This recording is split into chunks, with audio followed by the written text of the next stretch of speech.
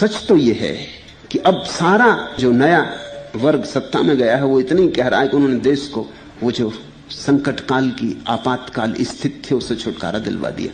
लेकिन मजा यह था कि इनके ही उपद्रव के कारण वो आपातकाल स्थिति डाली गई थी, नहीं तो उसके डालने की कोई जरूरत ही न थी। यही कारण थे। जयप्रकाश और मुरारजी ने जो उपद्रव मचाने शुरू किए थे उसके कारण आपातकालीन स्थिति आई, इमरजेंसी आई। अब ये कहते हैं हमने उससे छुटकारा दिलवा दिया। तुम ही उसके जन्मदाता थे। तुम उपद्रव न करते तो इंदिरा कोई आपातकालीन स्थिति लाने के लिए उत्सुक नहीं थी। तुमने उपद्रव किया, उसको आपातकालीन स्थिति लानी पड़ी। अब तुम्हारा उपद्रव सफल हो गया, तुमने आपातकालीन स्थिति खत्म कर दी। देश जहां के तहां। आपातकालीन स्थिति का सारा जुम्मा इंदिरा पे छोड़ना उचित नहीं है। 90% जुम्मा इन पर है जो अब सत्ता में है। ये मजबूरी थी, लानी पड़ी।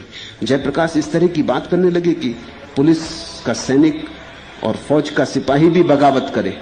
इस तरह की बातें अगर की जाएंगी तो कोई भी सत्ता देश की सुरक्षा के लिए कुछ करेगी, करना ही पड़ेगा। वो मजबूरी थी।